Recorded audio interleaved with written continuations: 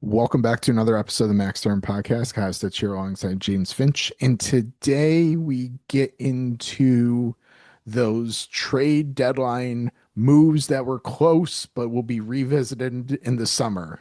So the clickbait headlines that all the insiders put out to get us to read their articles for weeks at a time after the trade deadline's over, as there's no other content. But it did seem like there were a couple moves that were a little bit closer this year. So that's kind of the purpose of this episode, looking forward to the off season and players that could be on the move. Every team will be on the table to be able to acquire someone. Cap space should be plentiful. So it could be an explosive off season, or it could just be a lot of names thrown around and nothing happens yet again, as is the NHL way.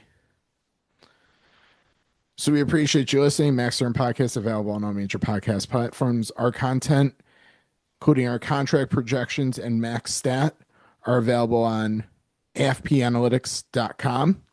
Base contract projections are available to public, free. Everyone can go and access them. If you want some of the more advanced features, it is behind a small subscription, 28.80 for the year or $3 a month. We appreciate everyone who's subscribed so far, and we hope to continue to add new content in the coming months to make a subscription worthwhile. Probably the next couple months will be a little bit dry from us, but once the off season picks up, we'll be back at refreshing everything. So we appreciate you subscribing. We appreciate you listening. And I think with that, we'll get into it. And I think we'll start with the St. Louis Blues in general, because they actually made a trade that didn't happen. And then there was also there's a lot of smoke around one player in particular, maybe a couple players. Then we can maybe connect some dots as well. But St. Louis, I guess let's start with the player that was technically reportedly traded, but the player decided not to go, and that's Colton Parayko. Do we see him getting revisited in the summer, or has that ship kind of sailed? I think it for sure gets revisited. Obviously, a player says during the season, all right, I don't want to be moved. It's also a somewhat unexpected situation from Parayko's point of view. Every Everyone expected St. Louis to be competitive. They aren't this year, and then boom, you're on a long-term contract, but we're trying to move you. I think it's a little bit of a more natural point in time to get to the offseason, just from a player standpoint. So he might be a little more willing to think about it, discuss it with his family, make that big decision of where he could potentially be spending, I think it's 4 more seasons. Yeah, 4 more seasons. So does it get revisited? Absolutely. But at the same time, I think we have to acknowledge that he's still going to have his full no trade clause for another 2 seasons. So ultimately, if he decides, yeah, I want to stick in St. Louis, that's his choice. Does it get revisited with Buffalo? That's an interesting thing because that's ultimately what was next. Maybe it could be a situation where the player just said, you know what, I need more than a couple days to figure this out. Or really, what ended up probably being 1 day or one night, even. So, could it get revisited with Buffalo? Potentially. There's a lot of people that think he wanted to stay out west if he was going to move anywhere. So, it's also very possible he says, you know what, I'm willing to be moved, but to team XYZ, and they're all on the West Coast or in the Central. I think he even kind of had come out and said, I kind of would prefer some destinations out west. But further to your point, he was asked to waive, well, the team's on a road trip out in Seattle. He's not with his significant other, and he's got to make this decision within 24 hours. So yeah, maybe things get revisited in the summer, maybe not. But I think Buffalo was sniffing around St. Louis players, and clearly St. Louis had some interest in some of the assets that Buffalo was able to offer. And so Colton Parenko was the one that seemingly was accepted. They agreed on a asset price, the two teams did, but there was a lot of smoke before Colton Parenko around Buffalo acquiring Robert Thomas, center, 5 years left on his contract after this season, 8.125 million average annual value. Very good value with the way the cap's heading for the quality of player you're about to get. The so Buffalo was one team that seemingly was sniffing around. And then there were some reports, and I don't, we'll see what happens if I'm connecting some dots that don't exist. But I always thought Montreal was a fit.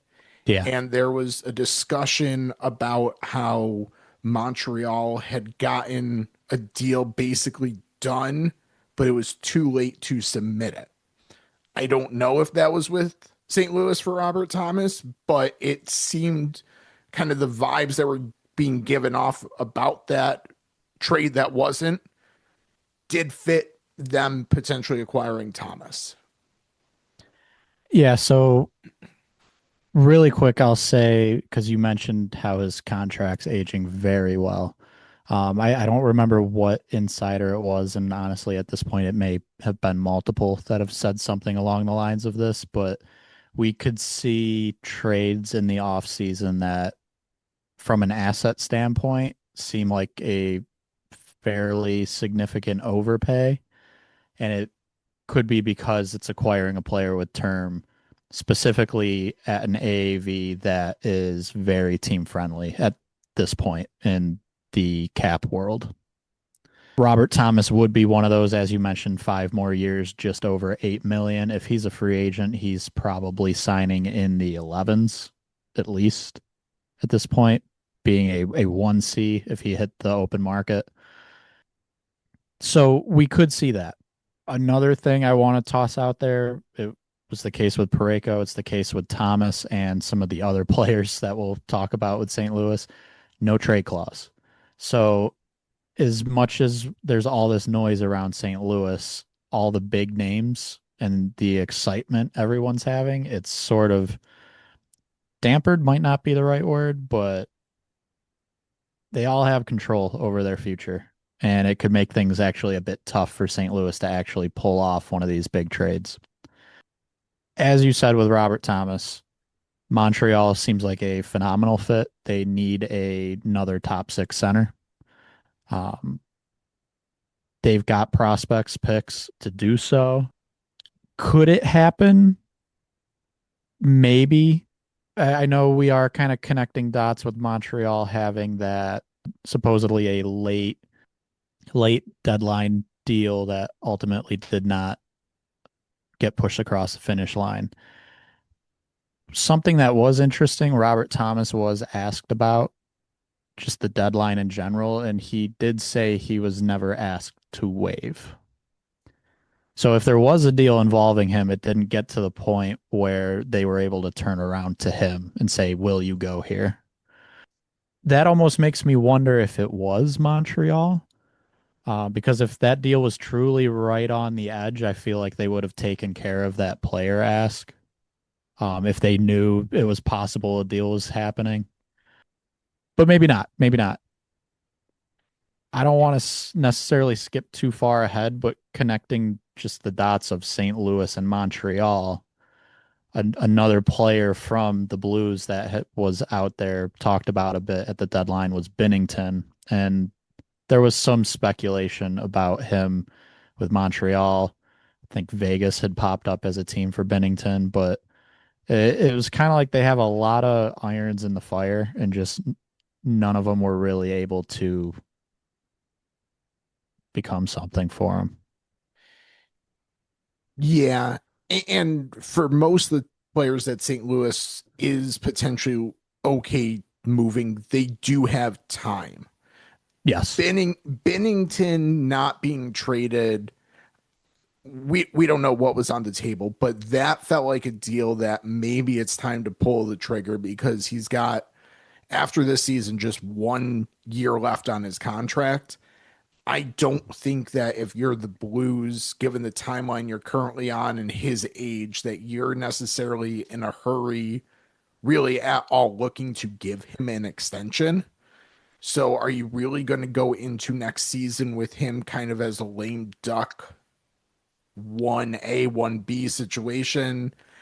I don't think that that's a great idea. And then waiting through this deadline diminishes his value a little bit. I think because a team would want him potentially for 2 playoff runs instead of just one. One thing I wonder, players love St. Louis. They're a team that we have heard in recent trade talk that is oftentimes a team players are willing to waive to. And obviously they weren't very good this year, but just in general, team, city, players like to go there. Binnington had a 14 team no trade clause. Could a player, and I guess this is sort of shifting from players to trades themselves, but could a player with a 14 team no trade clause, and maybe specifically a goalie, throw some teams on there that he'd expect might need a goalie? Kind of work his trade clause to his advantage. Maybe not necessarily block bad teams per se, but more so the teams he thinks might want him. So he has, even though it's 14 teams, it's not even half the league. He could give himself close to full control if he identifies, oh, maybe Montreal might end up needing one, or maybe Vegas might need one. Let me put them on there so I can make sure it's my decision. Part of the problem, just one last point on that, part of the problem with Binnington and just goalies in general, there weren't a lot of open spots for like go acquire someone who's expected to be a clear number one. Yeah. I mean, Edmonton's still the team that you connect the dots to. Montreal seemed to make a little bit of sense, but further your point on Bennington, like the Rangers or the Islanders aren't going and trading assets for Jordan Bennington, so he doesn't necessarily need to worry about putting them on his trade list. Right. But then you're Eric Stahl and you end up in Buffalo, so you never know. True. Yeah, you got to be careful, but it's an interesting if you really kind of take a step back and look at all the factors. It's possible there were some deals for Bennington. They just weren't able to do them. If he submitted a smart list. So Robert Thomas, before we kind of move Yes. away too far away from the Blues, we've spent more time talking about Jordan Binnington than Robert Thomas, which feels like we probably should be talking about the more desirable asset for acquisition. So I said Buffalo was sniffing around, and we touched on it very quickly on the last episode with kind of the moves that they made, but we didn't really get into this discussion. To me, so a lot of times I think that the it's got to be an off-season move. I think that that's kind of a silly excuse. Like if the teams match up, just get the deal done. I could see Buffalo circling back potentially in the offseason and maybe being like, okay, we're good now. Because if Buffalo had went through with the move for Robert Thomas, guaranteed in that, I believe, would have been Costa Hellenius, Raheem Merca, probably first round pick this year, Isak Rosean, and seemingly St. Louis wanted someone off of their roster, whether that would have been Norris, Benson, or Oslin. I'm going to guess it was one of those three. So if Buffalo goes and says, okay, we're okay with that price. Maybe it's Norris, and so that way salary matches a little bit Yeah, better for. I was gonna say they're probably looking at offsetting some money there. So okay, so it's Norris, but So now suddenly Buffalo has traded their top six center in Norris, but getting back Thomas, so no problem there. So lineup wise, good. But they have traded their next two top six call ups in Helenius and Roseanne. Both guys have been called up and played top six, middle 6 minutes this year. They also found out Buffalo did that Yuri Kulik with his blood clot issue is not going to be able to play this year. So they pull the trigger on this trade right now. And okay, you might not have to worry about Josh Norris injury, but Zach Benson always seems to find himself in a fray that he gets nicked up and misses a couple games. Alex Tuck has been nicked up, missed a couple games.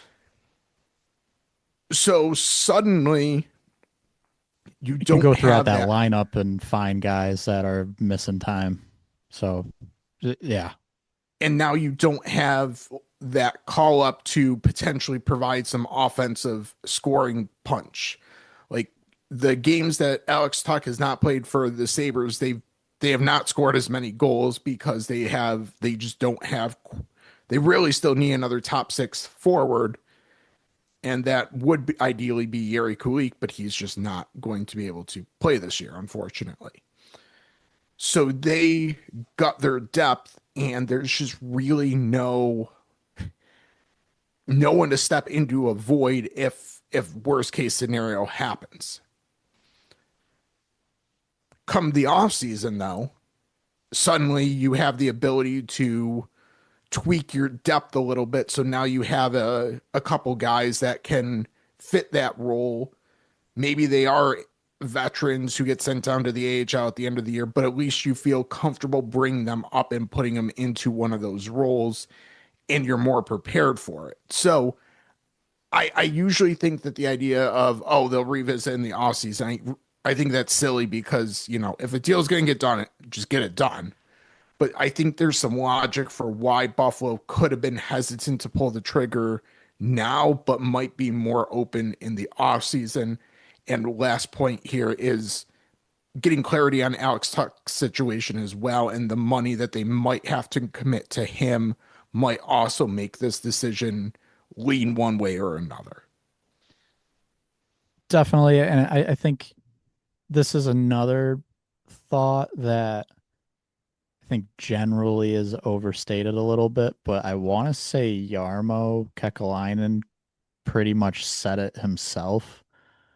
It seemed like he was a little hesitant to do a deal that moved someone of some importance off of the NHL roster because things are finally gelling for the team. Taking a step back, if I'm a GM and just in general, if I can improve my team, I'm going to do it. But there could be something there for him kind of reading the room a little bit and saying, you know what, it's working right now. And as much as it would be great to acquire a top player like Robert Thomas, I don't want to necessarily take away something that is working, have it backfire a little bit, and then things implode a little. Maybe that's overstated a little bit. I think he did hint at that in one of their trade deadline things they put out. So we'll see. I think they could very much be a team that makes a big move in the offseason. And as you mentioned, Alex Tuck, that whole situation impacts likely what a trade would look like. Essentially, is there a need to move money out in a big trade like that?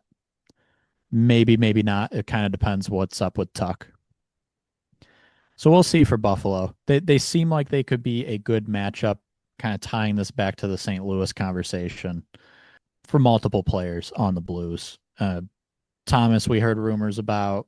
Pareko, obviously, there was the big time trade that was ultimately turned down by the player. And then, like, even someone like a Jordan Kyrou in the past, his name has come up a little bit. It didn't as much at the deadline, but that's another player St. Louis has that could very well be talked about. another player with a trade clause that can control his destination. But it wouldn't shock me if one St. Louis was able to move one, two, maybe three of these guys if they really want to retool and get some good assets. And then Buffalo as a team, we mentioned Montreal. Those are some names, especially for the forwards. I think to wrap up Robert Thomas quickly, another team that was mentioned, or maybe another two teams. Detroit was mentioned a handful of times around Thomas, and so was Utah. Utah, pretty much since they've become the Utah Mammoth or Utah Hockey Club, technically, when they first moved. Where's the big move? They want to make the big move. Obviously, they dealt for Uyghur, didn't give up too many premium assets in that deal, which was good. But they were rumored around Thomas, so maybe that's a club that tries to circle back a little bit for Robert Thomas as well. So the Blues definitely will have options. It's whether their players and all their trade clauses allow them to select any of those options. Yeah, and final point here, real quickly, and then we'll move on to the Devils and talk about their kind of blue line conundrum. Is I also kind of wonder if St. Louis was using Buffalo to an extent as a leverage ploy, given, as you said, Montreal and Detroit were two teams that were mentioned as well, circling around for Thomas, that those are two direct competitors for Buffalo. So kind of saying, oh, Buffalo's got this really good deal on the table that we're strongly considering taking, might have kind of also tried to serve a purpose of pushing Montreal to include an extra asset or Detroit to include an extra asset. Because I'm not saying that Buffalo would be a bad fit for Robert Thomas, not at all. But Montreal and Detroit to me were the two are two teams that have a bigger need there. Yeah. Whereas if it was Jordan Kyrou and Buffalo connected, I could have saw that. I could have absolutely understood that connection. So I guess we'll move on now to the New Jersey Devils and their blue line conundrum of their own making that I think we basically expected to be an issue when we recorded what over the summer, maybe last trade deadline at this time. It was foreseen. Yeah, so I mean, they have a pretty solid. I'll start with this almost backwards with their defense. They have a pretty solid defensive prospect, Seamus Casey, in the AHL. Hasn't really gotten any consistent run in the NHL. We're finally seeing a somewhat consistent run in the NHL for Nemec, who was a big part of trade rumors. We've heard they're trying to move Dougie Hamilton and his 9 million AAV, which has 2 more years left on it. Very difficult to do so. And then it came out kind of around deadline time, maybe a few days before the deadline. They're willing to listen on any defenseman not named Luke Hughes and Brett Pesce. So Nemec, Hamilton, Brendan Dillon, Jonathan Kovacevic, Siegenthaler, which honestly, there's a lot of names there that I would be interested in depending on the type of defenseman I needed or maybe the role I needed to fill on my blue line. So it was interesting to me for a team that seemed motivated to move a defenseman, clear up some money that could ultimately be used up front, that just nothing came to fruition. They've also got trade clauses. Dougie Hamilton, Brendan Dillon, Kovacevic, Siegenthaler. They're not all full, but I believe Dillon and Kovacevic both have full right now. Dougie maybe too. No, Dougie's got minor. He's got a minor or modified trade clause, sorry. But point being, there is a large amount of control on the player's side when they are trying to talk defensemen with other teams. Yeah, and the only two who do not have control, Luke Hughes, who New Jersey doesn't seem to want to move, or Simone Nemec, Yep, who, was very much in trade talks, supposedly. and that feels like the less optimal idea. I mean, he's in line for a new contract, but still, he's young, relatively cost controlled. You expect there's to be some upside. Yes, he's going to fetch you a nice asset, but if part of it is clearing a logjam of your own making, this feels like you've kind of put yourself in a very bad situation. Like Kovacevic was very good for them when he came in. I'm not going to deny that. But did they need to extend him? No, I mean, ultimately, someone who should be playing third pair minutes with the amount of money already in their defensive group probably didn't need to allocate 4 million a year there, especially when another third pair defenseman on your team, Brennan Dillon, who I like, plays a good role, $4 million. So 8 million on pretty much what your third pair is going to be. For them to all of a sudden go, we're a little too deep on the blue line, too much invested there. It's like you made those decisions very recently.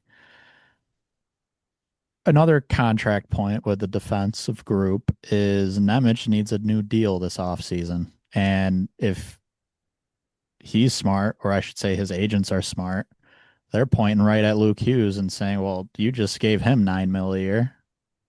Where's that? Which is probably why his name has come up in trade rumors at this deadline. But it's just the situation is only like potentially going to get worse if they don't trade a defenseman. Ultimately, what could end up happening here is if they can't move anyone for some reason, they can't move anyone, and they go like short term with Nemec, which is not the recommended practice here. From the Um, team, at least.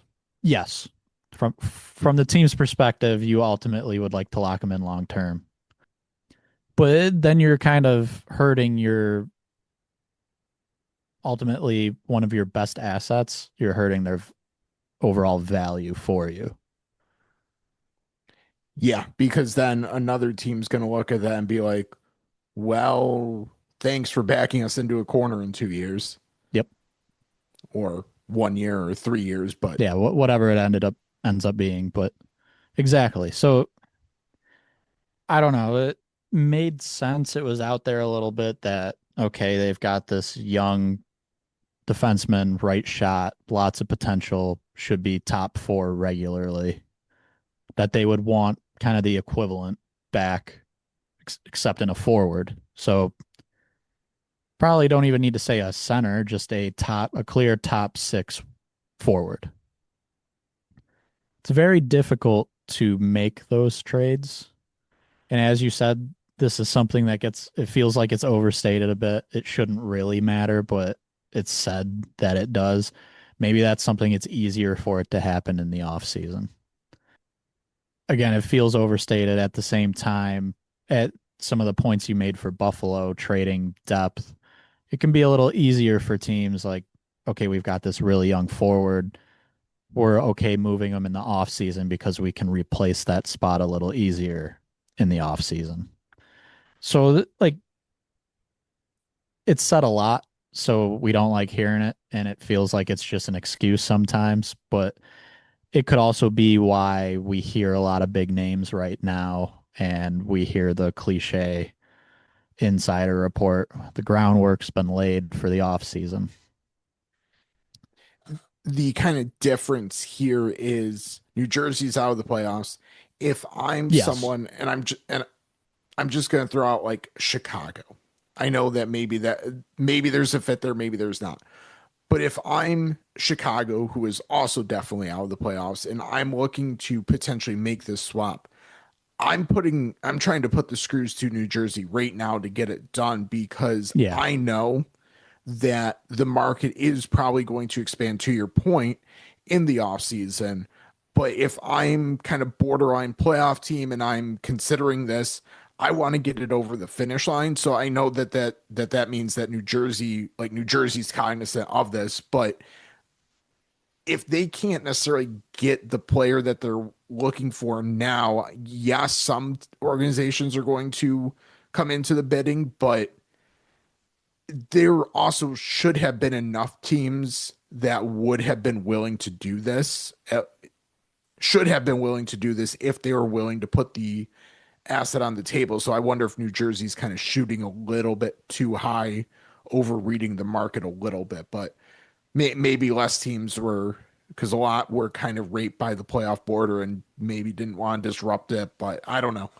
It feels like if you're a team that had a shot, unless you're a clear contender, you should have been pushing to get that trade done. One of the things that's difficult just looking at the standings, some of the teams that aren't as good, who we should say should have interest in Nemec, aren't teams that would really be looking to move a forward or even have a forward to move for him. Maybe a team like San Jose, but they're also close enough to being in the playoffs where you can then pose the question, do they want to move any young player of importance right now because it's working? Maybe it's more of an off-season thing. I look at a team like maybe like Philly would have been interested, but they also traded for Juracek because they have a bunch of wingers, but then you're also talking New Jersey and Philly making a Yeah. big trade. So that kind of just seems very unlikely. It just kind of gets to the point where like we're talking a young right shot defenseman with a lot of potential. You'd think plenty of teams should be interested.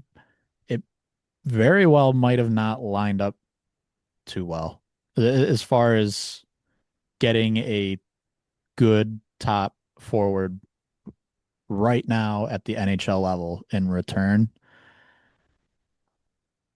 I don't know if a playoff team's like for sure pulling the trigger on that. And of the non-playoff teams, I don't know who really matches up that well. Like you mentioned Chicago, I don't know what forward they would be trading New Jersey. Yeah. And And even, even some of the ones that have younger ones who might already be on contracts, now you're New Jersey saying, okay, we have to move money out. How do we do that? Another it, another defenseman who has trade clauses. So it's New Jersey's backed themselves into a corner. yeah, that's exactly kind of what I'm kind of wondering if they're thinking a robust market's there and it's just not. Because I mean, now even looking at, as you kind of alluded to, looking at the playoff teams, like Buffalo's not making that move now. No. They they don't have a spot on their top four. Tampa's doesn't have a forward that's a matchup. Carolina made a big move for Keandre Miller last offseason. I don't know if they have a forward that's a match. Maybe Dallas is a match, but the name's probably Jason Robertson, who's the closest that maybe is movable, but his contract's going to be ridiculous, as you said. Let's use this as an example of kind of what I'm saying. New York Rangers, and Yep. this is another situation. Do the Rangers and the Devils trade make a trade like this? Probably not. But let's say they were willing. Alexis Lafreniere, young player, potential on a big contract, so money's got to go out back to the Rangers or at least to someone else. How are you clearing that much money if you're New Jersey to acquire him in a Nemec deal? It just I don't.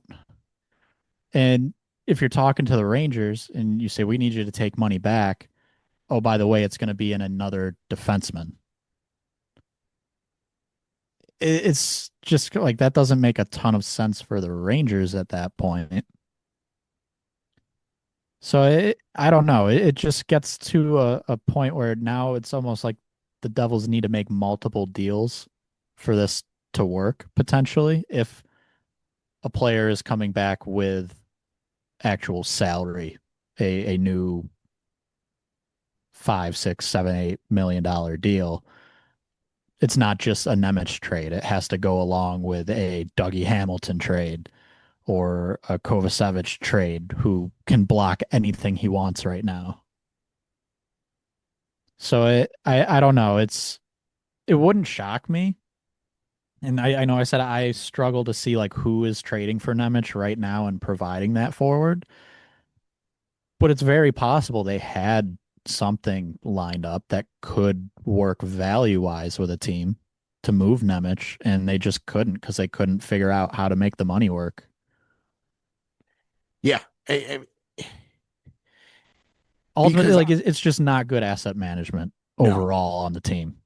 no, because they want a player on an entry level contract, but they also seemingly want someone who is a clear top six player. There are not many clear top six players on entry level contracts that another team's going to move.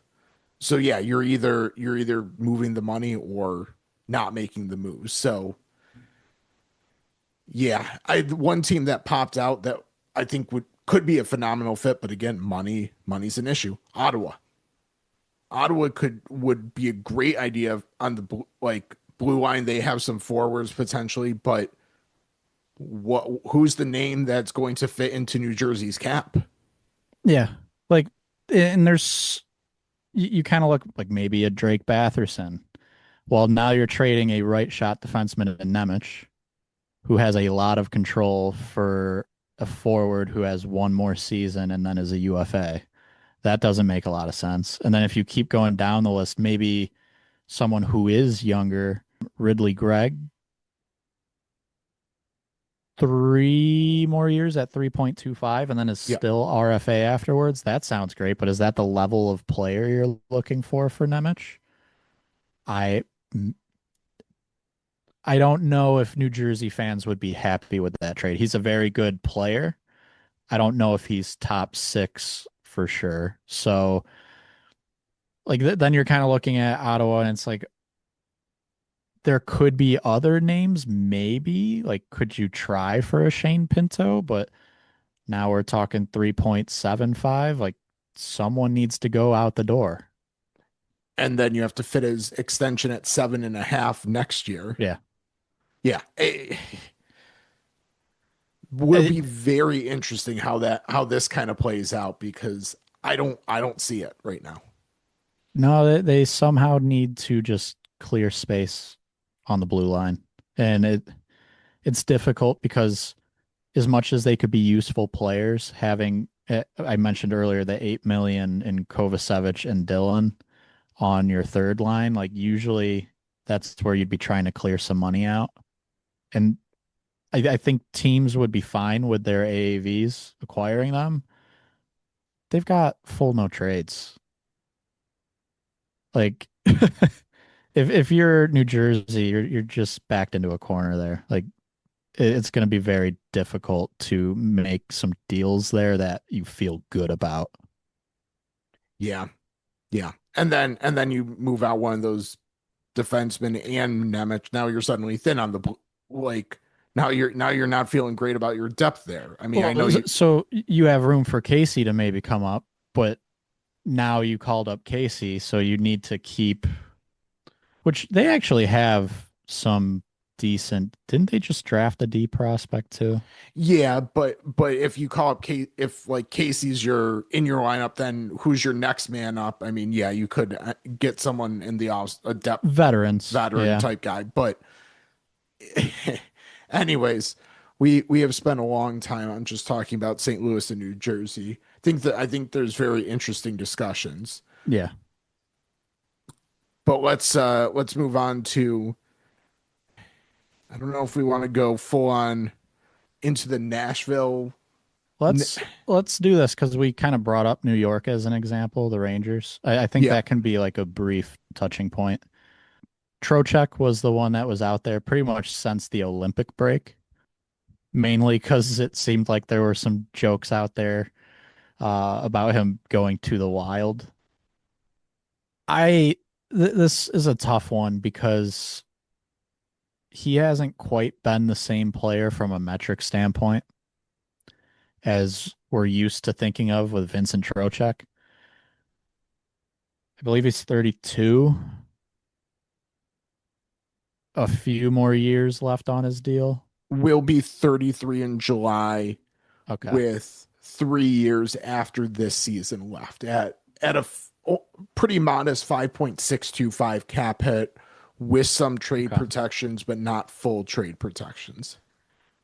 That's a player I could see going to a good team and we see some of those metrics rebound. And I'm not trying to take a shot there at the Rangers, but especially when we're looking defensively, just as a whole, as an entire group, not the greatest team in recent years. That's one I really thought was going to get done. I think there was enough.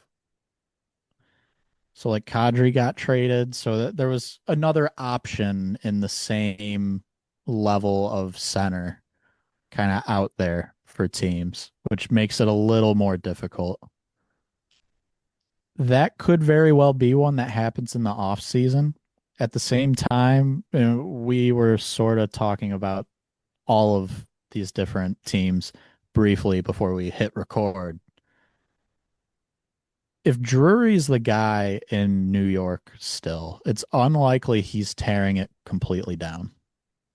And I think that plays into why it was out there. Like, there's a very high price on Trocheck. Minnesota Wild have put in their final offer. They're not going to budge on that. The Rangers need premium assets back if they're intending this to be a retool and not a rebuild. Because honestly, up front, they don't have a whole lot.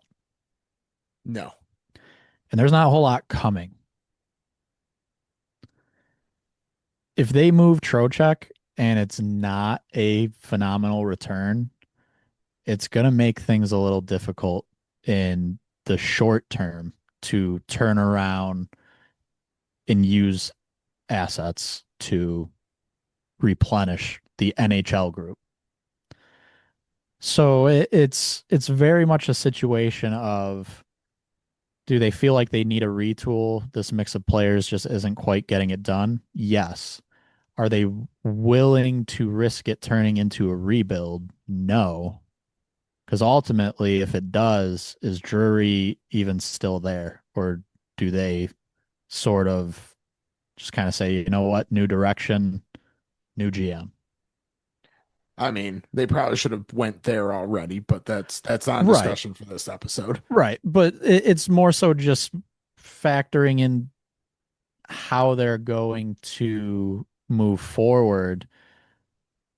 It's almost like, okay, we'll move Trocheck because it would make sense to move some players and shake up the group, but also you have to pay us like 120% of his value because he's Vincent Trocheck and he's one of our best players, and we've got to get a lot of good assets for him. If that's just not what other teams see as the value, they're kind of stuck. That's just how it works. You need two to tango. So I don't know. I see a Rangers team that has some very solid names, no clear like elite top guys, at least at this point, but some very good names. I should specify up front when I say that. The forwards, defensively, they have Adam Fox. He is very good. And in goal, they have Shesterkin. He is very good. There are core pieces on this team. They just, I don't know. They haven't been very good at finding continuous depth or players who have potential. If if I was gonna throw out a team, not to completely start going down rabbit holes, but that should maybe consider a big move that is a little risky, like an Elias Pettersson, I would say the Rangers, except they traded for JT Miller, and we know how that situation went. So yeah, I don't know what they're going to do. I think it's just going to be, will someone meet our Trocheck price this offseason? Unless they move on from Drury, maybe we see some more significant moves. Yeah, I just don't see if they weren't getting the price at the deadline, I don't see it getting better in the offseason. Like I'm sure Minnesota probably had a pretty decent offer on the table. Maybe the Rangers wanted more, but Minnesota's not necessarily upping their offer in the offseason because they want Trocheck for this playoff run and they want him for next playoff run with Quinn Hughes definitely under contract for them. Unless the Hughes extension gets done and then maybe okay, maybe they'll say, yeah, we'll add him and have enough and we're okay with having 3 4 years now.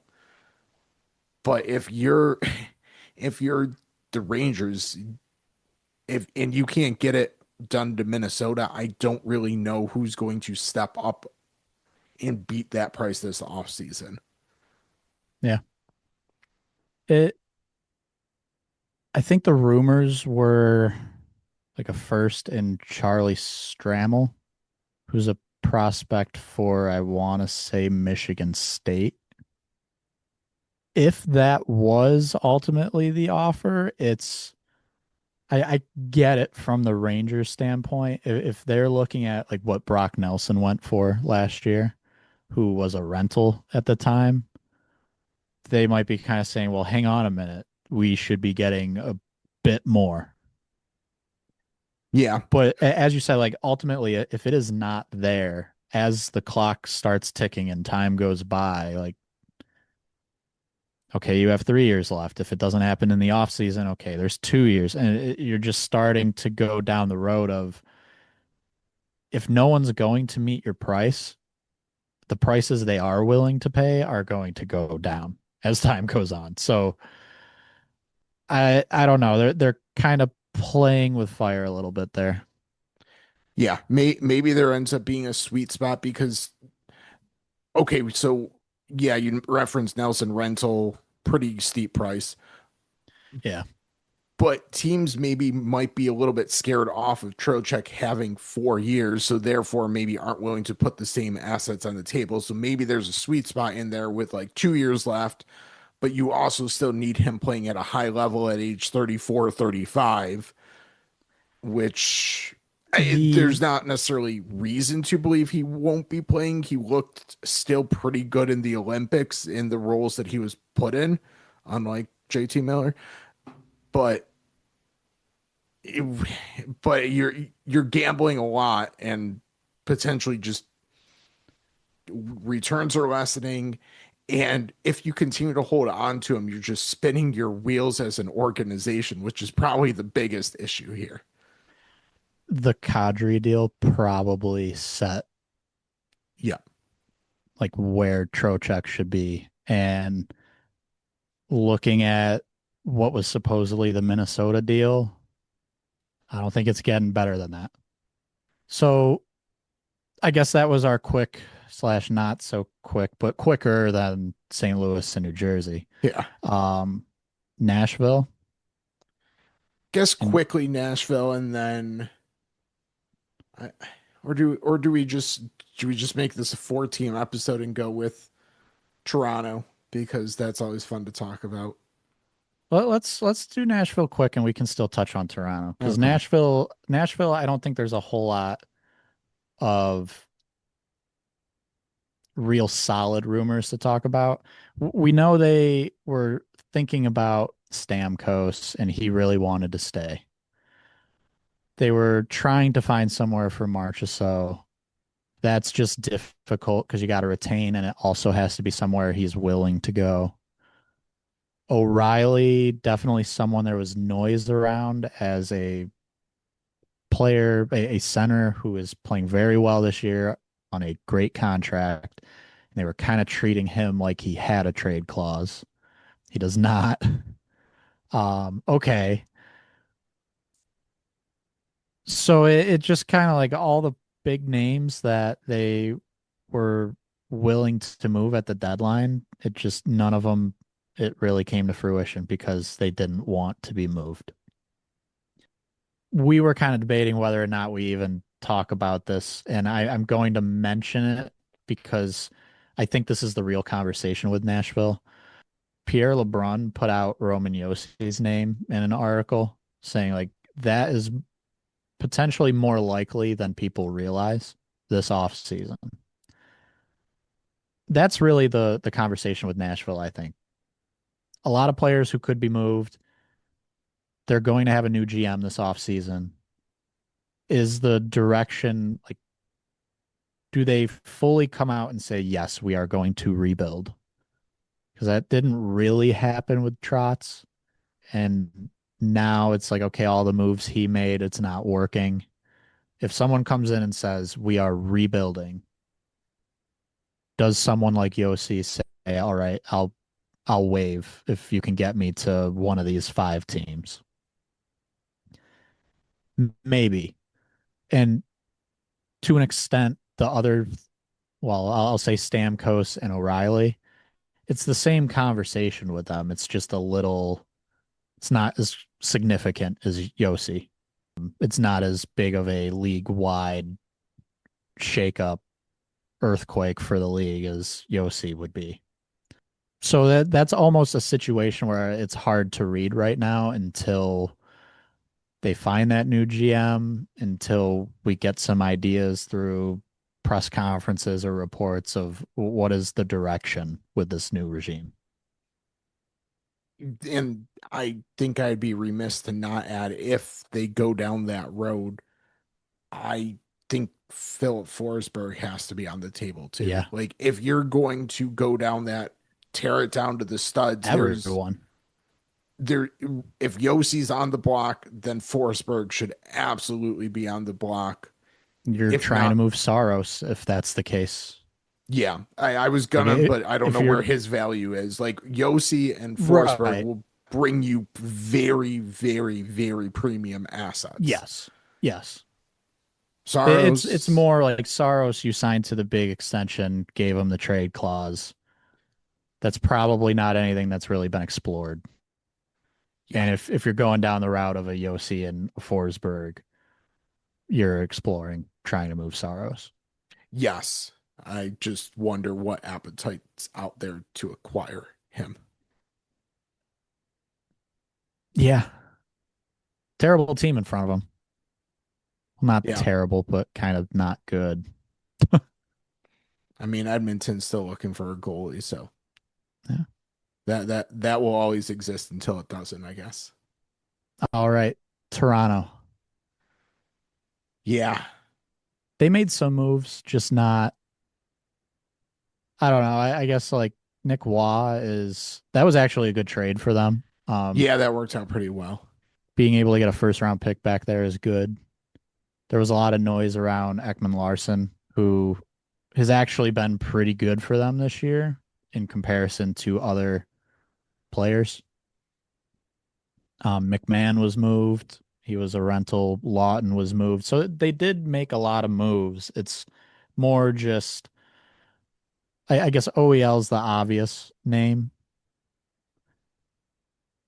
There, like ever so briefly, was something around Stolars, but it didn't turn into anything. It was, I think, more just mentioned like that could happen if someone wanted to try it there, but goalie market was just not a thing.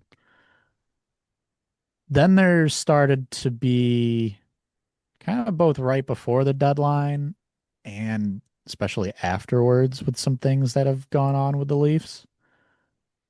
There's started to be noise with Austin Matthews, and none of it in a real, like, true significant way. Not that there was any conversations about trading him at the deadline, but more so, like, if things are not going well in Toronto and this continues and they aren't able to turn it around, we're getting close to the time period of where they might need to say, "Hey, would you be willing to go somewhere? We've we've got a potential trade option here." Or even just a more general conversation, like, how committed are you to this True. long term? Because 2 years after this season, that contract's creeping up on unrestricted free agency. It's it's McDavid, except the Leafs are not doing well right now. The Oilers are considered a top team. Yeah, It's a very similar, otherwise, like it's a very similar situation of star franchise player, has been with the team for a while and ultimately hasn't achieved the goal they're looking for. Except with the Leafs, there's a little bit of fire there. The difference is someone's already went out the door in Toronto, whereas Edmonton, they've continued to really bring Yeah. people in. Last year felt like that might have been Toronto's best shot. I guess maybe the last couple years, but I think last year in particular felt like that might have been the shot and obviously did not get done. Yeah, 2 years after this season and not and looking at Toronto's cap situation, the roster players, unless there's some turnaround with multiple veterans, I don't know where the cause for optimism next season necessarily is either. The kind of further on this point, another name that was out there Toronto wise a little bit was Matthew Knives.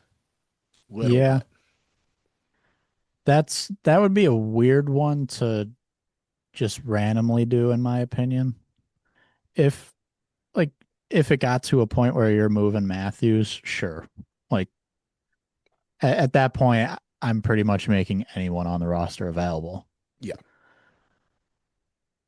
Just Nyes on his own, I that's the type of player you need to keep around and try and find more of the younger potential and surround Matthews with that type of player, not move him off the roster. Yeah. There was mention of Morgan Riley, but that's like to me a very difficult trade. He hasn't really been the same player. He's getting a little late, not like late in his career, but 30. 32 going on 33, I Okay, believe. so like we don't usually see a turnaround at this point in a player's career, but he also has control over his future. I mean, situation, style, maybe he's Yeah. not on Toronto. There's potential, but yeah, I don't think that if you're Toronto, I guess maybe new coach, new system, maybe that changes things there. But yeah, in as terms of physical like capabilities and everything, yeah, his skating's not going to improve suddenly. His shot's not going to improve suddenly. If both are going to head downwards, you would expect. So Yeah, I don't know. I think it's interesting. Without Marner, I think there was still optimism around the team. I don't think even people who were hesitant about, hey, Mitch Marner just left and you might be a little deeper on paper, but you're going to miss Mitch Marner. I don't think those people were predicting this, what's happening this year. yeah, the other name that probably should have been moved. Well, there are a couple names that probably should have been moved but didn't get over. Simone Benoit should have been moved. There's no reason not to do that. Get some assets so you have some things going in the offseason. But the bigger name that for PR purposes they probably couldn't do is Brandon Carlo. That has not Yeah, worked. not at That has all. not worked at all. Well, which I'll be honest, I liked that move at the time. Yeah. It felt like what they needed and they pulled it off. But yeah, it just exact opposite of what they were hoping for. And to make matters worse, Fraser Minton has been very, very good with Boston. Yeah. So Yep. the return that Toronto would have gotten had they moved Carlo at the deadline would have been not even close to the level of return they gave up. And that would have been even at just at the time of the move, and then the appreciation and value of Minton just yeah, that would have been very ugly from a PR standpoint had they made a Carlo trade, but I think they should have. Yeah, it would have been good. I'm guessing like They would have hoped for a second, and he went for a first, Minton, I think something else. I'll try and pull fact check that as yeah. Um, you can hope there's time there. Like maybe it's just a tough season, and next year he rebounds a little bit. And I mean, he'd be a rental at that point, but if he does rebound, he's a right shot at a low cost. Maybe you could get a first. But the way things are going right now, it seems like they're moving in the opposite direction of that. Yeah, so they got so Carlo was 15% retained by Boston. Toronto sent out a fourth in last year's draft, Fraser Minton, and then a first in the 2026 draft that has top five protection that we are legitimately talking about that might come into play. Which at the time of the trade was like, oh, okay, you're putting the top five protection, whatever. Right. It it's very possible that no one has more or less to gain or lose at the draft lottery than the Toronto Maple Leafs. That might be their biggest game of the entire season. Yeah. Oh, that'd be brutal seeing. I mean, I am not a Leafs fan. So kind of fun to see that. But if you're a Leafs fan and Boston ends up picking like Sixth eighth, overall. or well, yeah, well, okay, yeah, six because they can move up to six. S-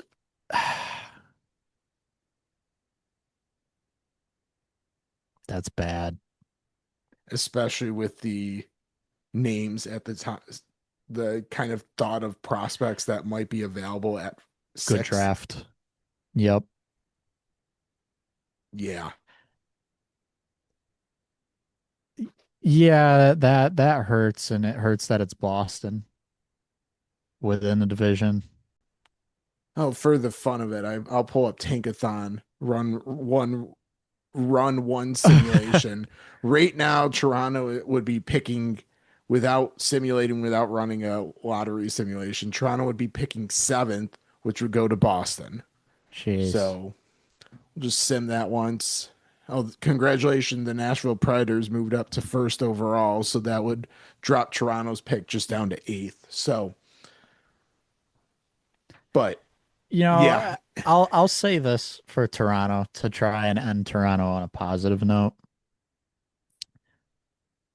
They still have a lot of what did work.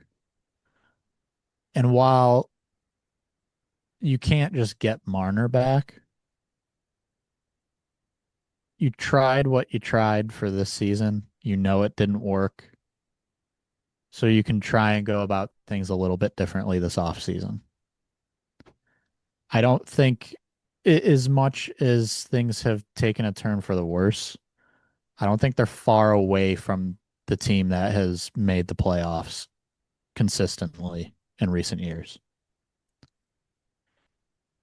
no, I think a discussion needs to be had about do they have the right coach there? Sure. Yes. And so it could very well keep going in a negative direction or stay at the level they're at right now, which ultimately is negative. But looking at like the roster, this is salvageable.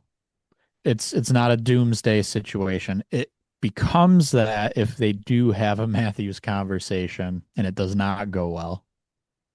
That's me referencing what you were saying, the conversation between the Leafs and Matthews. If that conversation doesn't go well, now start sounding the alarms. But as much as this season hurts and that pick potentially being high to a division rival hurts, there's opportunity for the roster to rebound and be good again next year. We'll Yeah, see. they have some cap space. They really don't have a bad contract on their books. Like Morgan Riley's Nothing close. egregious. Morgan Riley's close, but besides him, there's no one that it's like, okay, That's just not going to work for you. My biggest concern for Toronto is they overreact to not reacting to Matthews, the hit on Matthews by Radko Gudas, and go further down the we need to get tougher, we need to get those type of players. When this season, I think you're already seeing that those type of players are not getting it done for you. You probably need some more skill scoring punch up front. Yeah. No Ryan Reeves coming back. I know he's retiring, but Yeah. don't need to No, go pay Nick Delorier 2.5 mil. no. You don't need to go find John Scott. John Scott. John Scott was fun Yeah, for a yeah, team that was expecting to be terrible, I should say. That is not the Leafs. yeah. But John Scott was the star of the Sabres playoff drought, basically. So, All-star. I mean, all-star for sure. Anyways, any other quick hitters? We've went about our allotted time, so I'm gonna say the only one that's maybe worth mentioning, and we don't have to talk too much about this, is Carlson with Pittsburgh. That yeah. was one we had left off our sheet, our trade board sheet that we have internally, kind of because Pittsburgh has been doing well, but ultimately it seems like they could still move in the direction of trading a couple veterans to retool. So maybe that's something that happens in the offseason. We'll see. There wasn't a whole lot of noise around it at the deadline. Yeah, but there's been out. This is the first time since he's almost been in Pittsburgh that there hasn't been noise around it. Exactly. Yep. Yeah, I would agree with that one. So I think that we'll call it there. We appreciate everyone listening. Max Stern Podcast available on all major podcast platforms. Content easiest way to find it now is afpanalytics.com. If you have any issues or questions, hit us up on X, Blue Sky Threads, mostly X. That's where we're most present, most available. DMs open. Always happy to try and answer questions. We're kind of still on a week by week. This could be the last episode we talk to you until we release our contract projections. Maybe we'll do another. We're kind of just seeing where everything's at. But we appreciate you listening. Max Stern Podcast available on my all major podcast platforms. Subscribe so you know when our next one is available. Follow us on X, Blue Sky Threads. So again, you know when we post our next episode. Appreciate you listening, and we'll talk to you next time.